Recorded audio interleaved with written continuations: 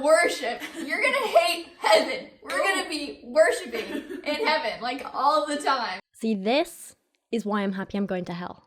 Oh boy. Oh boy. Alrighty everyone, today we are looking at Paul and Morgan again. It's been a little while, but I figured, let's see what's happening on their channel. Today the video we're looking at, there's no Paul, unfortunately, just Morgan and her equally intense sister. Yeah. And they are talking about what Christian women, godly women, find attractive in men. Let's make this very clear. These are our own opinions. We are not speaking for all Christian women in the whole wide universe. Yes, and this isn't just this is not all biblically based. This is just funny stuff that we think is annoying. I figured this would be quite an interesting one because often when we cover these kinds of videos, it's all about what men find attractive in women and what women can do to appease men, to attract men, to appeal to men.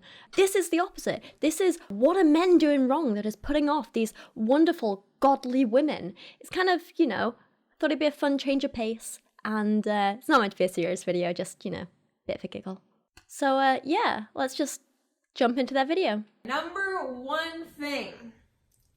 Tell us. Guys that do not like to worship. Ooh. Okay, I partly understand this, Everyone wants to date someone who has very similar interests to them, right? That is a perfectly normal, reasonable thing to ask for.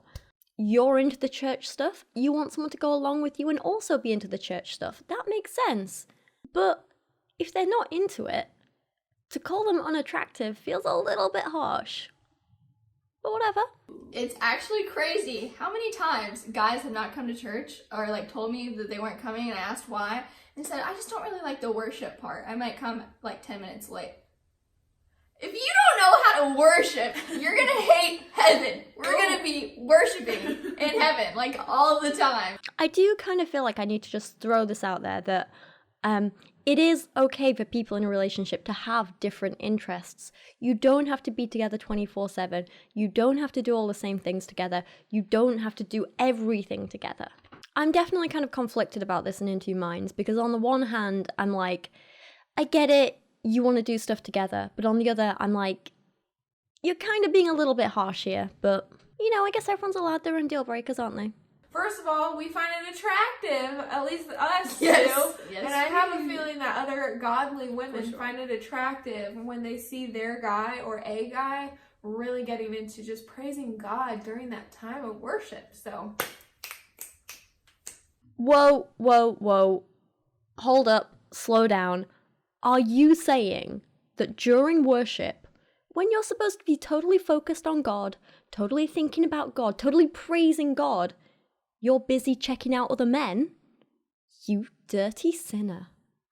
Number two thing. Boring fashion. Ooh. Yeah, guys, don't be afraid to spice things up a little bit in your wardrobe. Try new things.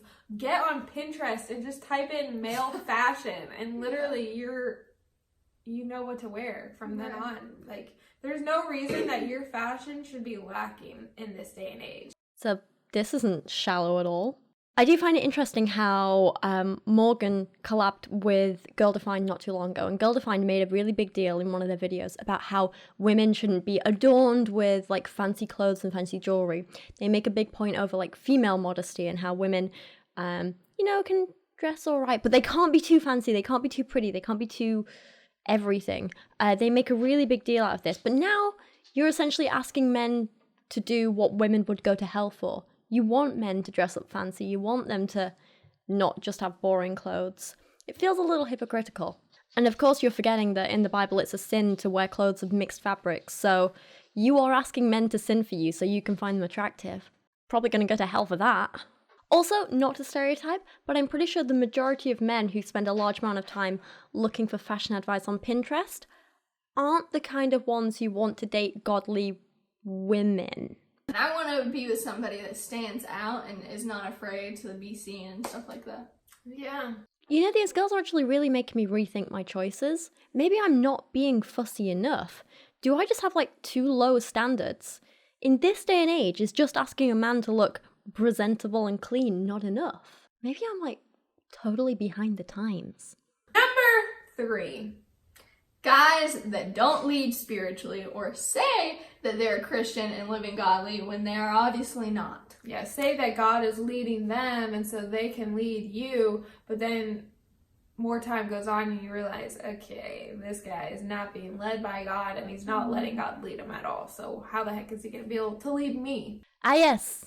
Independent men who think for themselves are so unattractive. I would much rather have someone who blindly follows what the imaginary friend in his head says.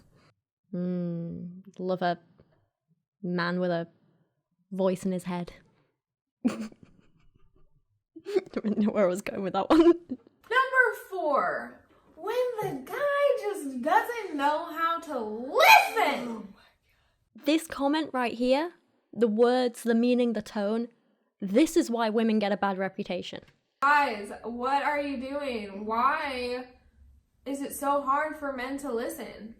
Like, God is the best listener ever. So is Jesus and the Holy Spirit, 3 in 1. They are so good at listening. And men, you were created in God's image. So you were created to be a good listener. Oh, well, there's your problem, isn't it? Too high standards. You're comparing real men with flaws and imperfections, regular human beings, to an imaginary being that you think is in every way perfect. A man is never going to live up to that. Lower your standards a bit. And I mean, let's be honest, God never talks back, does he? He never interrupts. It's almost like he's not there at all. So of course you think he's the perfect listener. Just calm down your impossibly high standards for men. Just a bit. And something that I think about is, if you don't know how to listen to me, and I'm somebody that you say you're interested in or whatever, then how are you able to listen to the Holy Spirit? Because he's not going to force himself onto you. And if you can't listen to me and I'm yelling in your face, I'm just kidding, I'm not going to yell. But if you can't listen to me, how are you going to listen to him? That is very good and very true. In all seriousness, though, as much as I'm joking, I do actually agree with them that it's really important for a partner to listen to you. All good, healthy relationships involve communicating and listening to each other. And not to kind of get too personal, but this is one of the problems that me and Dan had, is that he eventually stopped listening to me. And he used to be such a good listener, and he was so sweet and kind and always actively listened to what I was saying. And it got to the point where that turned into just passive listening, and then honestly ignoring me a lot of the time, not listening to anything I was saying. I'd open up about something important to me or ask him to do something, and he just wouldn't listen. An hour, a day, a week later, he'd forget we'd even had the conversation. One time, I was trying to tell him how I felt about stuff, and he was kind of nodding along and I asked him to repeat back something I said, and he completely missed the main point of what I was talking about. And I just felt, if you don't respect me enough to listen when I'm opening up to you, then you don't respect me enough to build a life with me. So that's one of the reasons I broke up with him after a while. I gave him a lot of chances. It wasn't just one instant or anything. But yeah, sorry, enough about that. Point is, yeah, I do actually agree with them that being a good listener is really important. I just don't like the way they put across their point. Number 5. They act like they don't know you. You've talked to somebody online, you've texted them, you probably have even met them before at church, and the next time you see them at church, they don't say hi, or they act like they don't know you, and you come up and you're like, hi, and they're just like, stop that, stop it! Yeah, here's the thing. This is just a sign that they're just not that into you. So don't worry about you not finding them attractive, because I can assure you the feeling is probably entirely mutual. Number 6. When guys put up a front that they don't have emotions. Or they have to make everything a joke, or when things start to get a little too serious. Oh, how about that? Ice cream! You switch the subject, or you crack a joke. It's stop! So the thing with this is that making jokes and stuff during a conversation can often be a coping mechanism when you don't know how to open up emotionally, or you're scared to, or you're worried. It's not something to mock someone for or like criticize them for. Yeah, you just need to help them feel safe and comfortable talking to you and opening up, because letting out your emotions with people is very difficult, especially new people.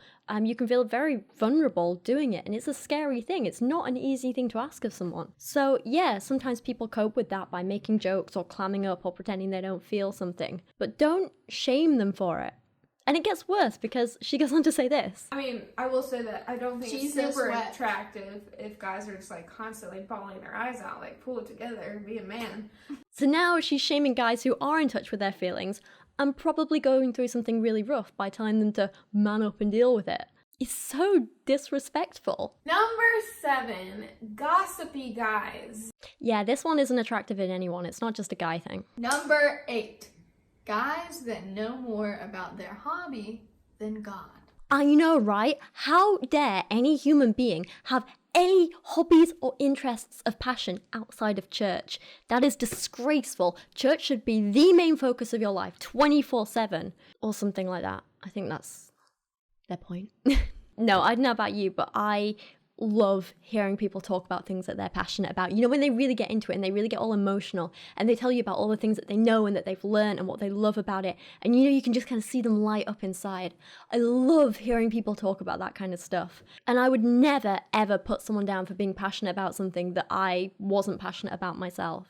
I get with these two, religion is like the main focus of their lives and it's something they really care about, but that doesn't mean you can just put down any other hobby or interest that anyone else has because it's different to yours. It's not fair. I mean, it's just unattractive when us ladies meet a guy and it's like, say we meet them at church and we see them worship and they're like super awesome in their worship and stuff, and then we go out to lunch with them and all they're talking about is like basketball, and we're like, huh? And you like just hear them, just all they talk about is basketball, or all they talk about is whatever they want to talk about, cars. Ah yes, how dare a man have more than a one-dimensional personality? But seriously, like whatever they're obsessed with, like it's like that's all they talk about. Yeah. And they spend way more time doing that than they are spending time with God. I don't know why, but this criticism in particular makes me quite uncomfortable, because I honestly think it's potentially a sign of like indoctrination on their part. While I'm an atheist myself, I honestly think if people want to be religious, they can be and they should be, and that religion should be something that adds to your life, not detracting from anything else, not taking over anything else, not replacing anything else. Human beings are so amazing because together we all have so many like interesting skills and passions and things we care about and areas of expertise and knowledge. And one of the most fun parts of life I find is meeting people from completely different backgrounds to me with completely different experiences who love completely different things, and learning from them and sharing what I know with them and they share stuff with me. And that's how you learn and grow as a person and as a society, from learning from people so different than you. I can't imagine wanting to spend my time with people who are only interested in the exact same things as me. As they ask for this to happen, it's so bizarre because they're creating a really tiny, really specific kind of echo chamber. And I just don't think that can be healthy or fun. And honestly, I don't think it's really realistic to ask that people are only interested in the stuff that you're interested in. It's weird. Anyway, so there we go. That is what Morgan and her sister find unattractive in men. I find it kind of bizarre, to be honest. From a personal standpoint, as a woman and an atheist, I would say the main unattractive things are mostly like rudeness and meanness and being unkind, poor personal hygiene. I'm going to go with the bad listener thing. That's definitely unattractive. And also smoking. I'm not a fan of smoking. Other than that, I'm pretty easy, you know. Words. Other than that, I'm not very fussy, you know? No, but seriously, let me know what you thought of Morgan and her sister's list. I don't want to be too critical. Ultimately, it's their opinion and they're allowed to have opinions and, you know, live and let live. Let them be happy if they're happy. I just thought this would be a fun little video to be a bit silly with. And there you go. Thank you so much for watching today. I appreciate you all so much. Let me know what you thought of this video down in the comments, and hopefully I will see you guys again soon. Huge thank you to everyone supporting me on Patreon this month, with a special thank you going to Data Jack, Trae Sprowles, Gambit and Chauffeur, Liv's Pantyhose Addiction, Mark Dauner, Christian Berg, Nathalie Romer, Simon Lundh, Jadeon Sheppard, Robert Korte, Peter Kyrouac, Sir Michael Moore, Christina the Atheist, Sage Villarreal and Loren Hart. You guys and everyone supporting me on Patreon are absolutely amazing, and I couldn't do this without you, so thank you so much. And remember, if you are supporting me on Patreon, you can get exclusive access to my Discord server where you can come join in the conversation. So hopefully I'll see you guys over there. And thank you all so much.